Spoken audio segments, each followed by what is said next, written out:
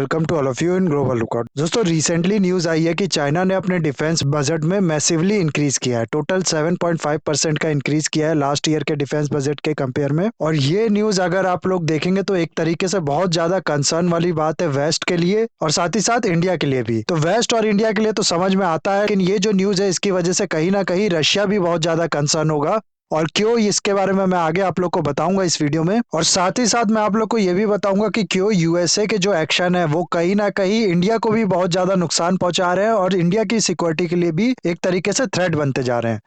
ये सब प्लस इसके अलावा और भी बहुत कुछ हम लोग देखेंगे इस वीडियो में। बहुत कुछ आप लोग को जानने को मिलेगा, बस एंड तक आपको बने रहना है। और अगर वीडियो अच्छा लगे तो लाइक, कमेंट, शेयर, सब्सक्राइब जरूर करना है। रिसेंटली चाइना के नेशनल पीपल कांग्रेस की एनुअल मीटिंग हुई थी। ये एक तरीके से रबर स्टैम्प लेजिस्लेटिव बॉडी है चाइना की। रबर स्टैम्प बॉडी का मतलब है कि हालांकि फाइनल डिसीजन इनके साइन के बाद ही होता है, इनके स्टैम्प के बाद ही होता है, लेकिन इनके पास खुद को कुछ पावर नहीं होती, क्योंकि चाइना जो है वो बहुत ज्यादा ऑथोरिटेरियन गवर्नमेंट है। इसलिए जो रियल डिसीजन होता है वो कम्युनिस्ट पार्टी या फिर जो लीडर होता है कम्युनिस्ट पार्टी का वो ले लेता है। और ये बॉडी एक तरीके से फॉर्मेलिटी के लिए है, बस ये बस फॉर्मेलिटी पूरी करती है। इसने अभी अनाउंस किया है कि नेक्स्ट ईयर जो चाइना की ग्रोथ हम लोग टारगेट कर रहे हैं, यानी कि जितनी ग्रोथ चाइना की लाना चाहते हैं वो है 5%। और इसी टाइम में यानी कि ये 2023 से लेकर 2024 का जो साल है इसमें जो डिफेंस बजट होगा उसको 7.5% से इंक्रीज किया जाएगा लास्ट ईयर के कंपैरिजन में। यानी कि इस वाले साल में चाइना का जो टोटल डिफेंस बजट होगा वो अराउंड 1.55 ट्रिलियन युआन यानी कि चाइना की करेंसी। और इसको अगर आप लोग डॉलर में देखेंगे तो ये होगा अराउंड 225 बिलियन यूएस डॉलर। इसके अलावा ये जो इंक्रीज है ना चाइना का 7.5% का, ये लगातार दूसरी साल ऐसा हुआ है कि जब चाइना ने 7% से ज्यादा अपना डिफेंस बजट जो है वो इंक्रीज किया होगा लास्ट ईयर के कंपैरिजन में। और दुनिया की अगर आप लोग टॉप कंट्रीज की बात करें डिफेंस बजट के अनुसार किस किस का डिफेंस बजट का साइज सबसे ज्यादा है, तो नंबर 1 पे नो डाउट आप लोग को मिलेगा यूएसए, जिसका defence budget around 800 billion US dollar से भी ज्यादा है। और उसके बाद दूसरे नंबर पे आपको मिलेगा ये चाइना, जिसका ये डिफेंस बजट है 225 बिलियन यूएस डॉलर के आसपास का।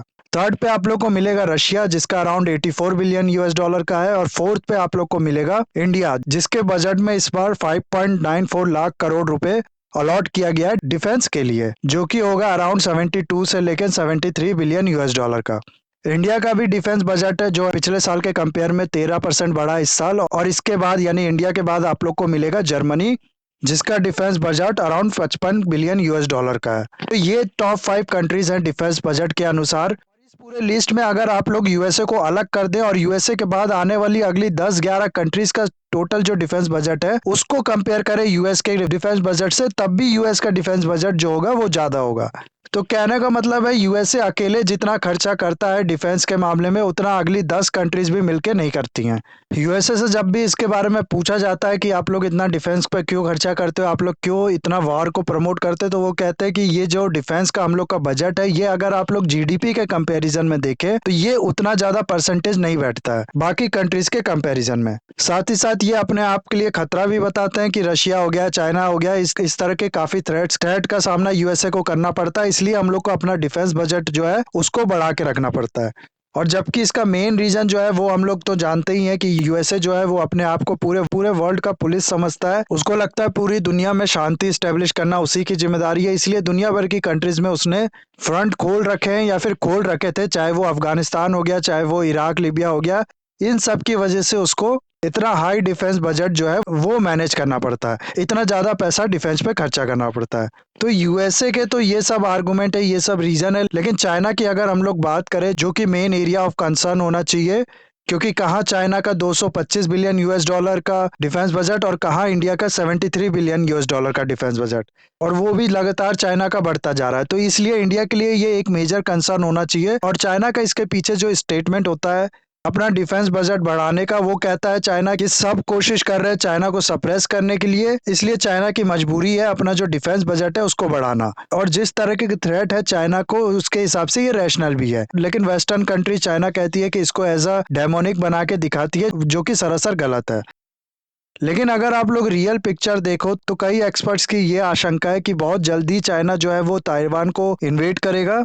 ऑलरेडी पूरे साउथ चाइना सी जो है उसका मिलिटराइजेशन कर रखा है चाइना ने। आर्टिफिशियल आइसलैंड बना रखा है चाइना ने, और फिर उस पे फिर अपनी मिलिट्री को एस्टेब्लिश करके रखा है। इसलिए ये भी आशंका जताई जाती है कि बहुत जल्दी ताइवान को चाइना इन्वेड करेगा। इस बारे में चाइना की सीरियसनेस जो है वो इसी चीज से क्लियर होती है कि आप लोग को याद होगा कि कुछ महीने पहले ही जब नैन्सी पेलोसी ताइवान पहुंची थी, तब चाइना बहुत ज्यादा गुस्सा हुआ था इस पे कि कैसे ये बिना हम लोग से पूछे ताइवान चली गई।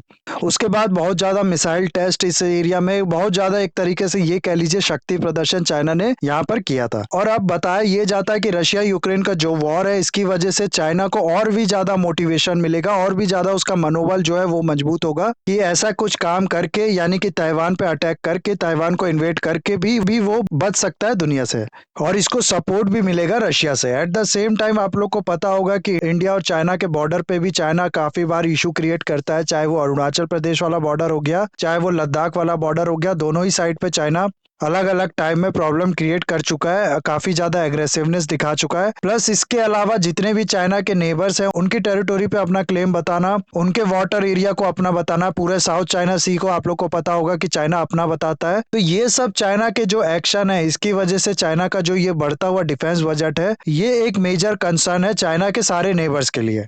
और जैसा कि हम लोग जानते हैं, और मैंने भी आप लोग को बोला कि चाइना और रशिया इस समय काफी ज्यादा क्लोज आ चुके हैं जो करंट सर्कमस्टेंसेस है उसकी वजह से। लेकिन आई डोंट नो आप लोग को पता है कि नहीं कि चाइना जो है वो रशिया के भी कुछ रीजन को चाइना का ही पार्ट बताता है, और इसको भी एनेक्स करने की बात की जाती है कई बार चाइना की तरफ से। दरअसल हुआ क्या था कि जो चाइना का नॉर्थ ईस्ट वाला एरिया है, इसको कहा जाता है मंचूरिया, और ये जो मंचूरिया, इसका थोड़ा सा पार्ट रशिया के अंदर आता है। आज से लगभग 150 साल पहले रशियन एम्पायर ने चाइना से ये एरिया उसका कैप्चर कर लिया था, और इसीलिए चाइना की तरफ से ये कहा जाता है कि आने वाले टाइम में हम लोग ये एरिया जो आज के टाइम में रशिया के पास है, इसको भी वापस चाइना में ले लेंगे। इवन कि व्लादिवोस्टोक जो है उसको भी चाइना अपना पार्ट बताता है।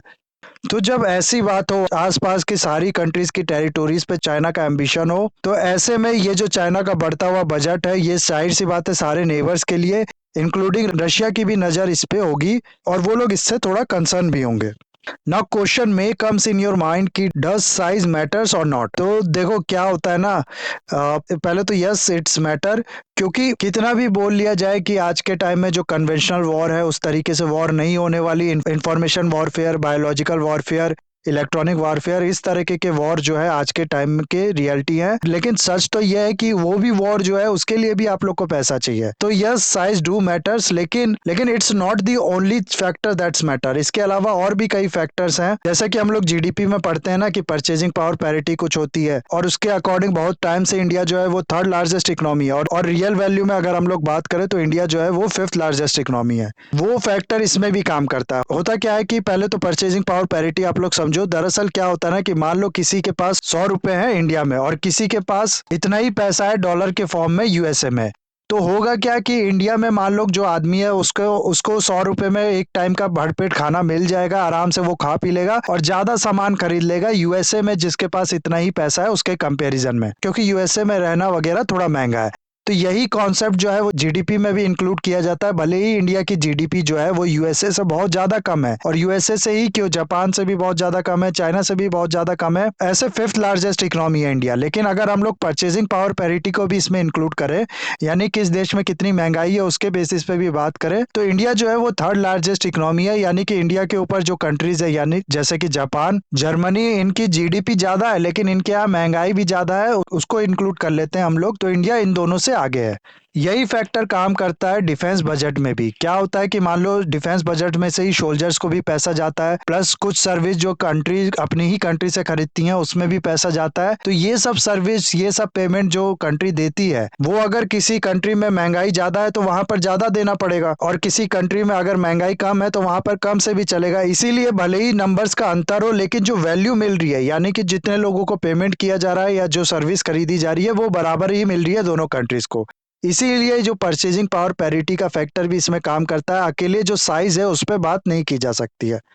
ये तो चलो एक अलग चीज हो गई, लेकिन उसके अलावा भी अगर हम लोग बात करें कि क्या किसी कंट्री का जो डिफेंस बजट है वो ज्यादा है, तो क्या उसकी जो वार कैपेबिलिटी है वो भी ज्यादा होगी। इसके बारे में अगर हम लोग बात करें तो इसका जो हम लोग के पास जीता जाता एग्जाम्पल है रशिया यूक्रेन के वॉर में। जैसा कि हम लोग ने देखा कि रशिया का डिफेंस बजट बहुत ज्यादा है यूक्रेन से, लेकिन उसके बाद भी यूक्रेन डिप्लोमेटिकली अपने सपोर्ट गेन करने की वजह से, मैं ये नहीं कह रहा कि रशिया के ऊपर जीत रहा है वॉर, लेकिन विथ स्टैंड कर पा रहा है। जबकि इतना ज्यादा अगर डिफेंस बजट में गैप हो तो उस हिसाब से तो रशिया को चुटकियों में यूक्रेन को खत्म कर देना चाहिए, लेकिन इतनी देर तक विथ स्टैंड कर पाया यूक्रेन वेस्टर्न कंट्रीज के सपोर्ट में। ये चीज बताती है कि सिर्फ डिफेंस बजट नहीं बल्कि डिप्लोमेसी भी एक इंपॉर्टेंट फैक्टर है।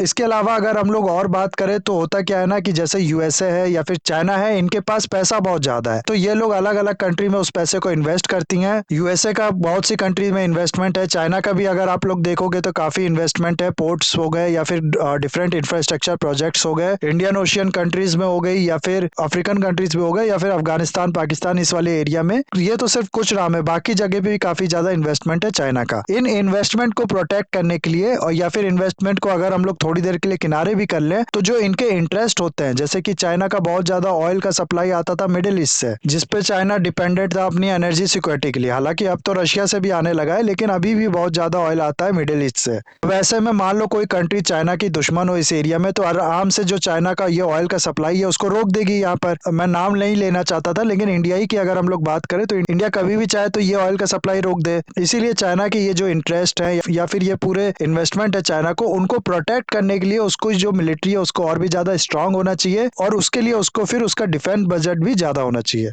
और जिन कंट्रीज के ऐसे ओवरसीज इंटरेस्ट कम है उनको उतने ज्यादा डिफेंस बजट की जरूरत नहीं है।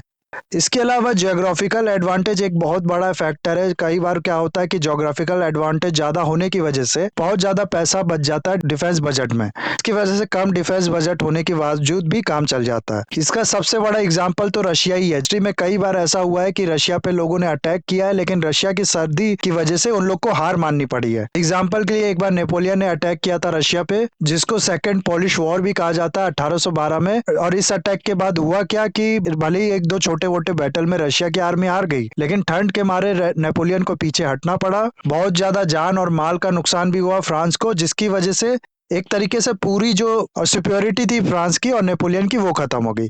तो कई बार ऐसा हुआ है कि रशिया पे अटैक करने की चाह में लोगों ने अपने आप को ही बर्बाद कर लिया है। तो इसीलिए क्या होता है कि ज्योग्राफिकल एडवांटेज जो है वो बहुत बड़ा पॉजिटिव फैक्टर साबित होती है, और इसकी वजह से काफी ज्यादा पैसा भी बच जाता है। फिर एक आर्गुमेंट ये दिया जाता है कि भले ही हम लोग रशिया यूक्रेन वॉर में देख रहे हैं कि थोड़ा बहुत कन्वेंशनल जो वॉर था, सोल्जर से सोल्जर्स की जो लड़ाई होती थी वो हो रही है, लेकिन आज का जो टाइम है इस टाइम पे ये जो वॉर है ये ऑब्सलीट हो चुका है। आज का टाइम है इंफॉर्मेशन वॉरफेयर का, बायोलॉजिकल वॉरफेयर का, इलेक्ट्रॉनिक वॉरफेयर का, इस तरह के हाइब्रिड वॉर का जो टाइम है वो है। इस तरह के कोवर्ट वॉर के थ्रू बड़े बड़े नेशंस को घुटने पे लाया जा सकता है, और इसमें खर्चा भी उतना ज्यादा नहीं होता है। छोटी छोटी कंट्रीज भी जिनका डिफेंस बजट कम है वो ऐसे हार्म कर सकती है कि अपने से बड़ी कंट्रीज को, अपने से ज्यादा पावरफुल कंट्रीज को। अगेन मैं आप लोग को एग्जांपल दूंगा रशिया यूक्रेन वॉर का। हो क्या रहा है कि अभी तो भला कि ये साबित नहीं हुआ है, लेकिन कई ऐसे रशिया के जो टॉप ऑफिशियल्स हैं या फिर बड़े बड़े जो बिजनेसमैन है जो या फिर रशिया के जो थिंकर्स है, पॉलिटिशियंस है, उन पे अटैक हो रहा है और वो मारे जा रहे हैं। तो इस तरीके से डीमोरलाइज करने की कोशिश की जा रही है रशिया को। इवन कि रशिया के जो प्रेसिडेंट है पुतिन, उन पे भी अटैक हो चुका है एक बार। और जरा सोच के देखो, अगर पुतिन पे कल को अटैक होता है और वो मारे जाते हैं तो और यूक्रेन एक तरीके से वॉर जीत जाएगा पूरी तरीके से। तो ये जो पिक्चर है ये बताती है कि डिफेंस बजट ही सब कुछ नहीं, खासकर से आज के टाइम में। इसके अलावा अच्छी स्ट्रेटेजी वगैरह ये सब भी फैक्टर जो होता है वो काम करता है। इसीलिए एट द एंड ये कंक्लूड किया जा सकता है कि साइज डज मैटर, लेकिन it's not the only factor that does matter. इसके अलावा बहुत से फैक्टर हैं जो कि मैटर करता है। तो उन सब फैक्टर्स को इंप्रूव करके इंडिया एडवांटेज ले सकता है, लेकिन उसके बाद भी भले आप लोग कहोगे कि काफी मिक्स्ड व्यूज है, कंफ्यूज्ड व्यूज है, लेकिन ये कंफ्यूजन नहीं है, ये एक तरीके से रियलिटी है। उन सब फैक्टर्स के होने के बाद भी हम लोग को ये जो चाइनीज डिफेंस बजट का साइज है इसको कहीं ना कहीं टैकल करना पड़ेगा, अपने बजट का साइज बढ़ा के भी, ताकि हर तरीके से हम लोग प्रिपेयर रहें। इस चीज में फिर थोड़ा बहुत नुकसान भी है इंडिया का, क्योंकि इंडिया जो जितने भी वेलफेयर स्कीम्स वगैरह रन कर रहा है उसमें से पैसा थोड़ा कम करना पड़ेगा इंडियन गवर्नमेंट को, और डिफेंस में फिर अपना जो स्पेंडिंग है वो बढ़ाना पड़ेगा। इसके अलावा डिप्लोमेटिकली भी एक फैक्टर आया था, जैसा कि मैंने आप लोग को बताया था कि यूक्रेन जो है वो रशिया को टक्कर दे पा रहा है क्योंकि उसको काफी कंट्रीज इस समय सपोर्ट करने के लिए खड़ी हैं। और इंडिया के लिए अगर इस चीज में बात करो तो हो क्या रहा है कि इंडिया जो है वो वेस्टर्न ब्लॉक के साथ जो अब उसका कॉपरेशन है वो बढ़ रहा है, लेकिन कहीं ना कहीं ईस्टर्न ब्लॉक जो है, ईस्टर्न कंट्रीज जो है, उनके साथ जो वो कॉपरेशन है उसका ग्राउंड लूज करता जा रहा है। हो क्या रहा है कि अगर हम लोग ईरान की बात करें तो 2015 में आप लोग को पता होगा कि यूएसए ने ईरान के साथ JCPOA यानी कि joint comprehensive plan of action sign किया था, जिसमें ईरान ने ये कहा था कि ठीक है, हम लोग अपना जो न्यूक्लियर वेपन की डेवलपमेंट है उसको स्लो कर देंगे। इसके बाद फिर यूएसए ने उसके ऊपर से सैंक्शन हटा दिया था। उसके बाद जब ट्रंप प्रेसिडेंट बने तो ट्रंप ने ये सैंक्शन दोबारा लगा दिया और यूनिलैटरली इस एग्रीमेंट से बाहर कर दिया यूएसए को, और प्रेशर बनाने के लिए ईरान पे कि वो अपना न्यूक्लियर वेपन्स का जो डेवलपमेंट है उसको पूरी तरीके से खत्म ही कर दे, वो ये कहे कि हम लोग डेवलप ही नहीं करेंगे। इसकी वजह से हुआ क्या कि यूएसए ने कहा इंडिया को कि आप भी अपना ट्रेड वगैरह, अपनी इकोनॉमिक एंगेजमेंट बंद करो ईरान के साथ, और इंडिया को ऐसा करना भी पड़ा, जिसकी वजह से ईरान एक तो यूएसए के काउंटर में देखने लगा चाइना को, चाइना से अपने कॉपरेशन बढ़ाने लगा, और जब इंडिया से बार बार उसने रिक्वेस्ट किया कि हमसे आप लोग ये सामान खरीदो, हमसे अपना तेल खरीदो, और इंडिया सैंक्शन होने की वजह से ये नहीं कर पाया, तो इससे ईरान भी इंडिया से नाराज हो गया। उसके अलावा अफगानिस्तान पाकिस्तान का कुछ कहा जा नहीं सकता, चाइना से ऑलरेडी दुश्मनी है इंडिया की, टर्की भी हमेशा प्रॉब्लम क्रिएट करता है इंडिया के लिए। हालांकि अभी काफी ज्यादा हेल्प की है इंडिया ने, ये जो टर्की में अर्थक्वेक आया था उसके बाद टर्की की, लेकिन उसके बाद भी अभी भी कुछ कहा नहीं जा सकता कि टर्की इस हेल्प को याद रखता है कि नहीं। तो ये सब जो सिनेरियो है इसके दम पे ये कहा जा सकता है कि वेस्टर्न कंट्रीज से तो इंडिया के रिश्ते सुधर रहे हैं, लेकिन ईस्टर्न कंट्रीज जो है उससे कहीं ना कहीं बिगड़ते जा रहे हैं, और ऐसा ना हो कि ईस्टर्न ब्लॉक में इंडिया जो है वो पूरी तरीके से आइसोलेट पड़ जाए। इसीलिए यूएसए और इंडिया अगर वाकई में चाइना को टैकल करना चाहते हैं तो यूएसए को ये समझना पड़ेगा कि उसका ये जो एक्शन है ईरान पे सैंक्शन लगाने का, वो कहीं ना कहीं हार्म कर रहा है इंडिया को भी, और एट द एंड जो वो केवल चाइना को मजबूती दे रहा है। इसीलिए अगर यूएसए ये सैंक्शन हटा देता है तो ईरान को फिर ये जो चाइना, रशिया और ईरान का नेक्सस है इसमें जाने से रोका जा सकता है। हाल में कुछ पॉजिटिव डेवलपमेंट देखी भी गई है। ईरान ने दोबारा अलाउ किया है आईईए जो है, यानी कि इंटरनेशनल एटॉमिक एनर्जी एजेंसी जो है उसको, कि वो ईरान में जाके इंस्पेक्शन कर सकता है ईरान की जो न्यूक्लियर फैसिलिटीज है उसके पास में। तो इसका फायदा उठाना चाहिए इंडिया को और यूएसए को, ईरान से और भी ज्यादा बातचीत करके इसका सॉल्यूशन निकालना चाहिए और उसको अपने साथ इंटीग्रेट करना चाहिए। इसके अलावा रिसेंटली रशिया से भी ये स्टेटमेंट आया है कि रशिया चाहता है कि चाइना और इंडिया दोस्त बन जाए। तो इस तरीके से भी इंडिया को जो डिप्लोमेटिकली है वो एंगेज करते रहना चाहिए ताकि ये जो बॉर्डर टेंशन है चाइना के साथ वो रिजॉल्व किया जा सके, तो और बिना बात की कोई टेंशन आगे ना बढ़े। इसके अलावा एक पॉइंट मैंने बताया था जब मैं आप लोग को इंपॉर्टेंस बता रहा था डिफेंस बजट के साइज की, कि जो आज का टाइम है वो इंफॉर्मेशन वॉरफेयर का है, इलेक्ट्रॉनिक वॉरफेयर का है। इस मामले में भी अगर आप लोग देखोगे तो पिछले 2 दशक में चाइना ने मैसिवली अटैक किया इंडिया के ऊपर, जिससे काफी ज्यादा नुकसान हुआ इंडिया को। फेक इंफॉर्मेशन, साइबर अटैक हो गया, बाकी इलेक्ट्रॉनिक वॉरफेयर हो गया, इस तरीके के काफी ज्यादा अटैक्स देखने को मिले हैं पिछले 1-2 दशक में चाइना की तरफ से, जिसकी अगर हम लोग शुरुआत की बात करें, सबसे पहले बड़ा अटैक हम लोग को देखने को मिला था 1998 में, जब चाइना ने भाभा एटॉमिक रिसर्च सेंटर के ऊपर अटैक किया था। और उसके बाद से हर साल लाखों में ऐसे अटैक होते हैं। 2021 में अकेले मैं बात करूं तो 14 लाख साइबर अटैक हुए हैं चाइना की तरफ से इंडिया पे। उसके अलावा मई 2017 में हुआ क्या था कि इंडिया का एक सुखोई जो है वो क्रैश कर गया था अरुणाचल प्रदेश वाले एरिया में, इंडिया चाइना बॉर्डर के पास। और इसका रीजन जब बाद में पता लगाया गया तो इसका मेन रीजन निकला चाइना का एक साइबर अटैक इसके ऊपर। 2016 में इंडिया का जो सैटेलाइट है इनसेट 4B, उस पे चाइना ने अटैक किया था, जिसकी वजह से इंडिया में काफी टीवी जो है वो बंद पड़ गए थे। और ये तो 1-2 बड़े बड़े इवेंट जो है वो मैंने आप लोग को बताया। मुंबई का इलेक्ट्रिसिटी वाला भी आप लोग को याद होगा। ये सब तो जो कुछ बड़े बड़े इवेंट हो गए इस तरीके के, जैसा कि मैंने आप लोग को बताया कि 14-15 लाख एक साल में अटैक होते हैं इंडिया के ऊपर चाइना की तरफ से। ना इनको टैकल करने के लिए भी इंडिया को जरूरत पड़ेगी वेस्टर्न कंट्रीज की, बाकी कंट्रीज की, जिसकी वजह से इंडिया का जो डिप्लोमेटिक एंगेजमेंट है इन कंट्रीज के साथ होना जरूरी है, अच्छे रिलेशन होना जरूरी है, और बिना उन सबको कॉम्प्रोमाइज किए हुए इंडिया को जरूरत है ईस्टर्न कंट्रीज जो है उनके साथ भी अपनी जो रिलेशन है उसको बहुत ज्यादा इंप्रूव करे। इसके अलावा अपनी इकोनॉमी को भी बहुत तेजी से रिफॉर्म करने की जरूरत है ताकि इकोनॉमी जो है वो बहुत तेजी से बढ़े, और उसका सपोर्ट लेके फिर हम लोग अपनी जो मिलिट्री बजट और मिलिट्री पावर भी है उसको भी बढ़ाए, क्योंकि जैसा कि मैंने आप लोग को बोला कि साइज डज मैटर्स। बाकी इस वीडियो को मैं यहाँ पर करूंगा खत्म। आई होप वीडियो आपको अच्छा लगा होगा। इसे लाइक, कमेंट, शेयर, सब्सक्राइब जरूर कीजिएगा। That's all. Have a nice day. Take care.